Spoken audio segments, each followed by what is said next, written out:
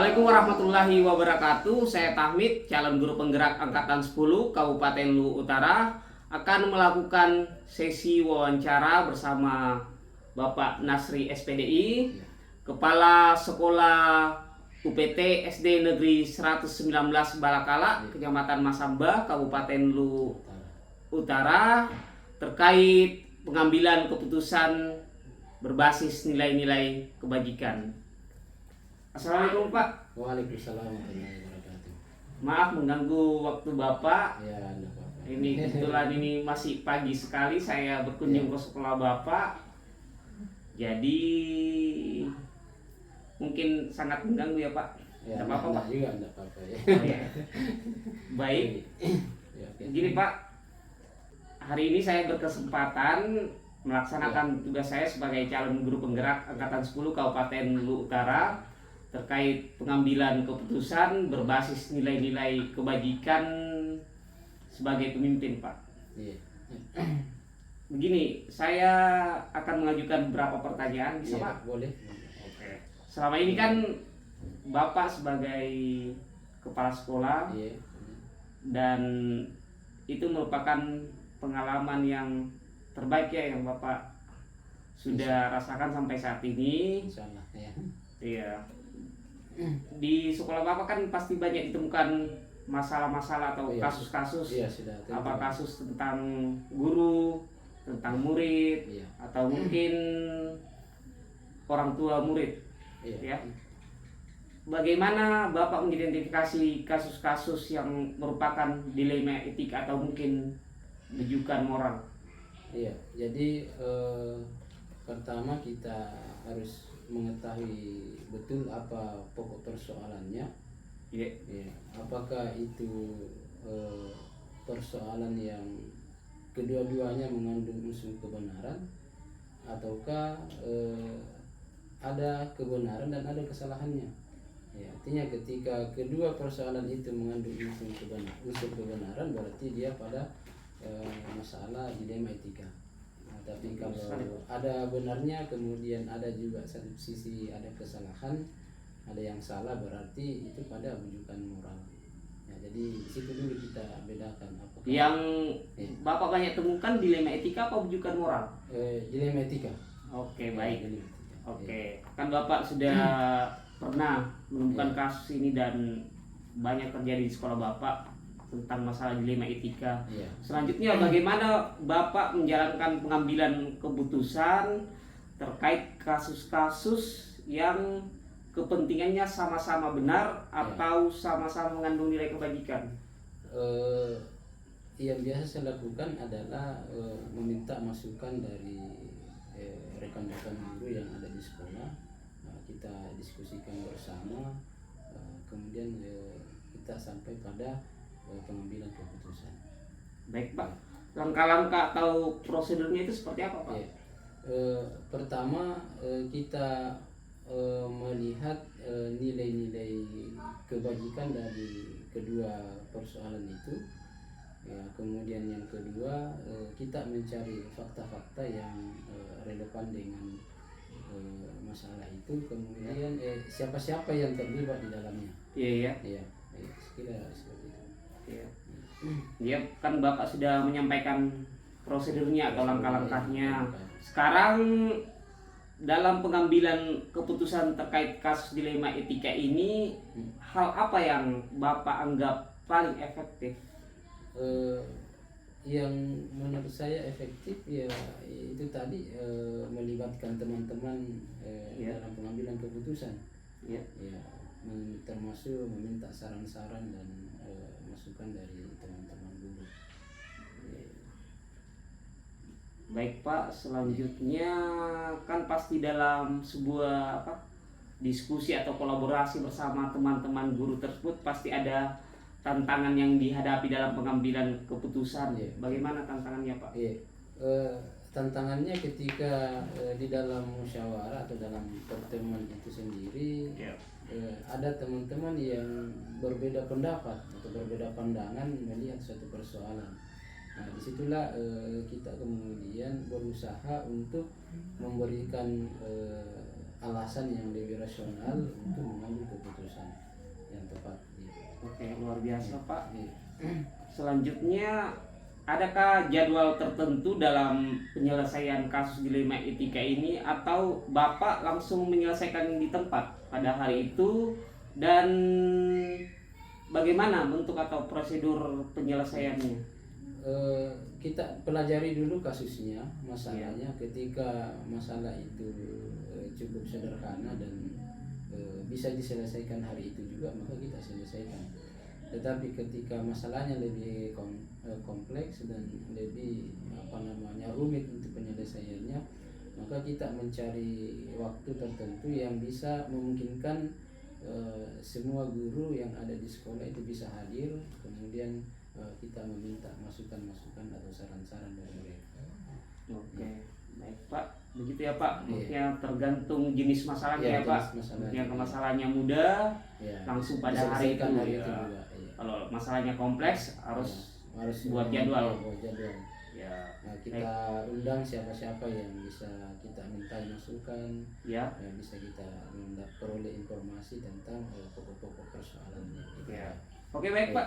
Iya. Sekarang, adakah seseorang atau faktor-faktor yang selama ini mempermudah Bapak dalam membantu Bapak untuk menyelesaikan pengambilan keputusan dalam kasus-kasus dilema etika yang pernah Bapak rasakan di sekolah Bapak? Yang cukup membantu bagi saya adalah keterlibatan teman-teman guru di sekolah. Iya, tanpa mereka terlibat secara aktif memberikan masukan dan saran, itu kadang kita berat untuk mengambil keputusan. Sekira dengan keberadaan teman-teman di sekolah, sekira itu cukup membantu kami sebagai kepala sekolah untuk mengambil keputusan. Oke, Iya. saya kira sederhana ya Pak, cukup guru Iya, situ iya. menyelesaikan.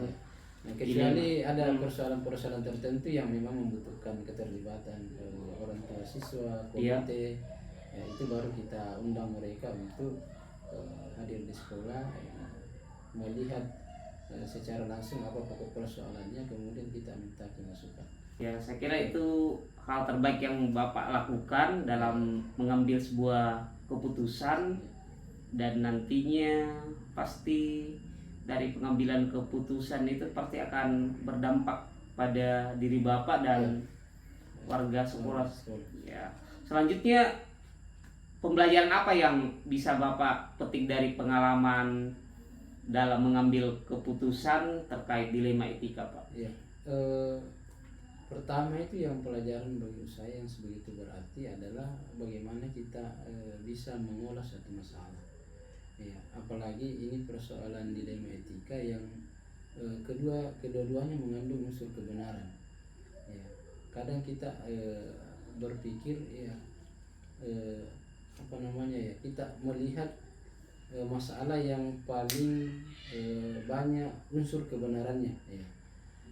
Kemudian ataukah melihat masalah yang lebih sedikit mudaratnya atau lebih sedikit kekurangannya. Nah, kemudian kita bisa mengambil keputusan. Iya.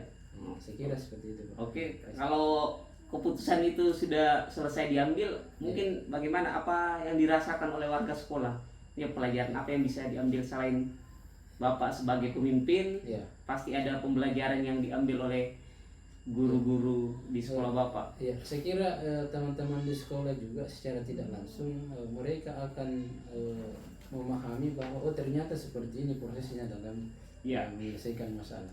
Tanpa saya menyampaikan kepada mereka bahwa begini caranya, tapi mereka dengan sendirinya ketika mereka aktif dalam mengikuti proses itu dalam musyawarah dan pertemuan itu, ya saya kira dengan sendirinya mereka akan mengetahui ternyata seperti ini ya bisa dilakukan dalam iya baik Pak. Jadi nanti misalnya Bapak tidak ada di tempat, tidak di sekolah, saya tinggal wakil kepala sekolah, kan sudah ada pengalaman sebelumnya dari Bapak. Jadi itu sangat berdampak sekali ya Pak. Oke, baik Pak. Terima kasih atas wawancaranya.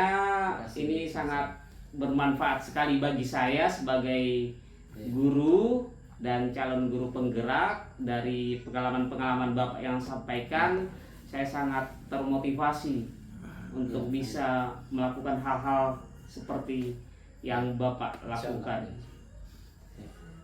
Pak, terima kasih Siap Pak. kasih. Ya, sama-sama. Assalamualaikum warahmatullahi wabarakatuh. Saya Tahmid, calon guru penggerak angkatan 10 dari Kabupaten Luwu Utara, akan melakukan wawancara bersama Kepala Sekolah UPT SMP Negeri 7 Satap Masamba atas nama Jusman SPD tentang pengambilan keputusan berbasis nilai-nilai kebajikan. Terima kasih. Oke, baik Pak. Assalamualaikum warahmatullahi wabarakatuh. Waalaikumsalam warahmatullahi wabarakatuh. Selamat pagi. Baik, pada kesempatan kali ini saya akan melakukan wawancara. Kita sebagai selaku Kepala Sekolah UPT SMP Negeri 7 Satap Masamba, dan hari ini akan mengambil jawaban dari Bapak tentang pengambilan keputusan berbasis nilai-nilai kebajikan. Baik Pak, saya mau mengajukan beberapa pertanyaan. Selama ini kan Bapak sudah bertugas lama sebagai kepala sekolah. Bagaimana Bapak mengidentifikasi kasus-kasus yang merupakan dilema etika atau mungkin bukan moral? Silakan. Terima kasih atas kesempatan yang diberikan kepada saya. Terlebih dahulu bahwa perkenalkan, nama saya Jusman, Kepala UPT SMP Negeri 7 Satap Masamba. Sehubungan dengan bagaimana Anda mengidentifikasi kasus-kasus yang merupakan dilema etika atau bukan moral. Adapun langkah-langkah yang saya lakukan selama ini adalah saya berupaya mengidentifikasi kasus-kasus dilema etika atau membangun moral melalui observasi sehari-hari. Kemudian menganalisis kebijakan, komunikasi terbuka. Saya juga memperhatikan adanya indikator seperti konflik nilai, tekanan untuk pelanggaran aturan dan keputusan yang sulit. Dengan cara ini, saya berharap dapat menciptakan lingkungan sekolah yang menjunjung tinggi nilai-nilai etika dan moral, menjalin kerjasama dengan guru, staf, komite sekolah, dan orang tua siswa untuk menangani kasus-kasus yang kompleks. Saya kira seperti itu. Jadi intinya komunikasi ya Pak. Nah, betul sekali. Komunikasi, dan dari komunikasi itu konflik yang terjadi di sekolah bisa terselesaikan dengan kolaborasi gitu ya. Baik.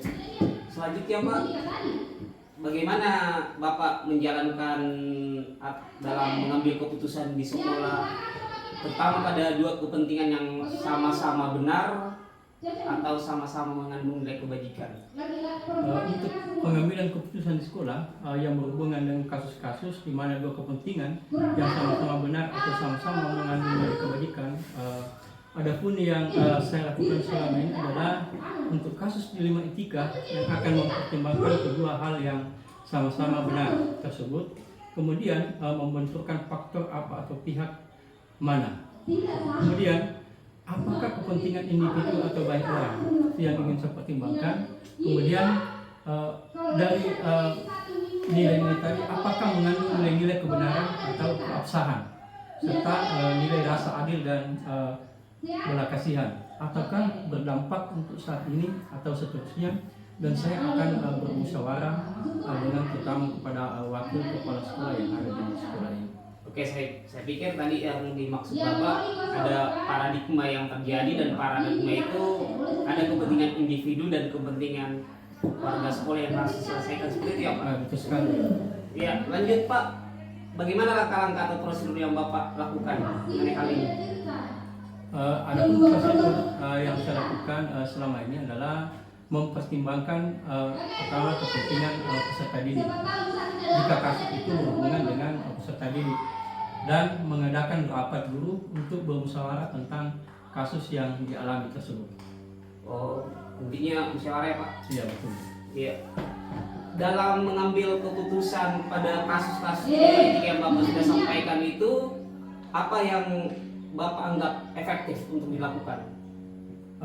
Adapun yang menurut saya yang efektif dalam kasus pengambilan keputusan dengan dilema etika adalah dengan menyederhanakan pokok permasalahan dan membangun kebijaksanaan, baik itu dari guru maupun ke peserta didik. Kalau tantangannya Pak bagaimana Pak? Kemudian adapun tantangan untuk mengambil keputusan yang berhubungan dengan kasus-kasus dilema etika adalah eh, hasil keputusan yang diambil mungkin akan ada pihak yang dapat menerima sepenuhnya dan ada juga yang tidak menerima.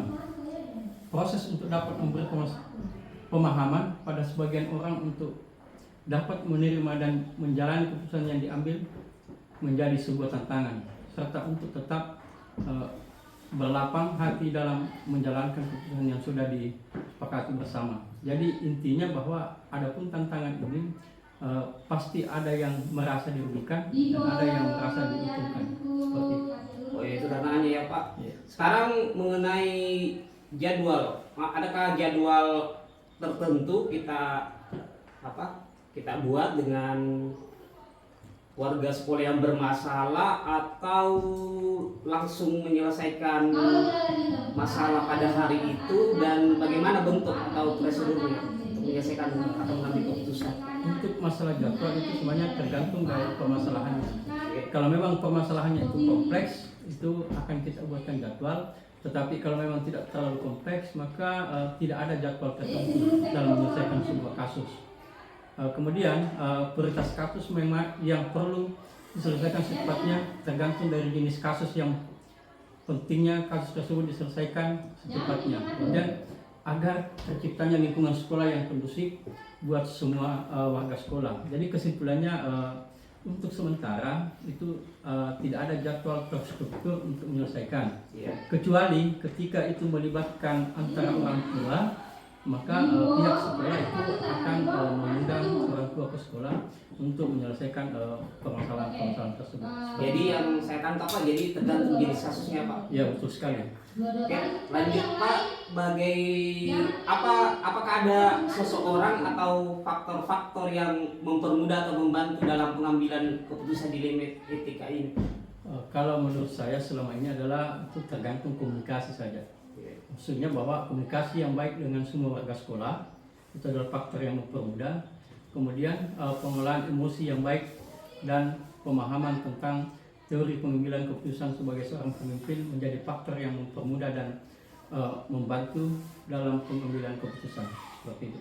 Ya, lagi komunikasi ya Pak. Intinya ya, kata kuncinya adalah komunikasi dan bagaimana membangun sosial emosional serta tergantung kita sebagai pimpinan. Seperti apa? Ya, betul sekali.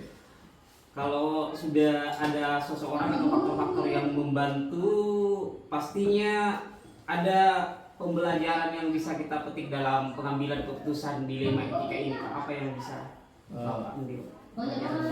Terima kasih bahwa adapun pembelajaran yang diambil dalam pengambilan sebuah keputusan adalah dalam mengidentifikasi jenis kasus harus bisa dilakukan lebih awal dengan melakukan pengujian pengajuan, lalu melakukan pengujian benar berlawanan dengan lawan, kemudian menentukan paradigma apa yang akan kita pilih sehingga keputusan bisa diambil sesuai dengan prinsip-prinsip yang akan atau yang tidak merugikan oleh peserta didik itu sendiri.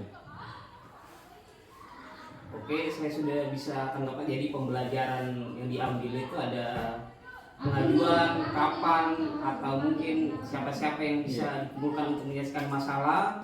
Yang kedua ada penyusunan jadwal mungkin atau penyusunan kegiatan untuk mengambil solusi tersebut kegiatan masalah. Ada benar, apakah masalah itu benar? Ya.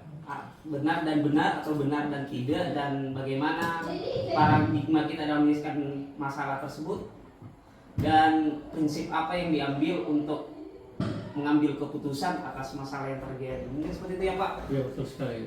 Baik Pak, terima kasih atas kesempatan wawancara ini. Saya berharap dengan wawancara ini saya selaku guru di PT SMP Negeri 7 Saka Masamba dapat memperoleh banyak pelajaran dari Bapak tentang cara mengambil keputusan-keputusan, terutama yang berhubungan dengan nilai etika, di mana dilema etika, berhubungan dengan dilema etika, di mana pengambilan keputusan itu harus berdasarkan atau berbasis nilai-nilai kebajikan.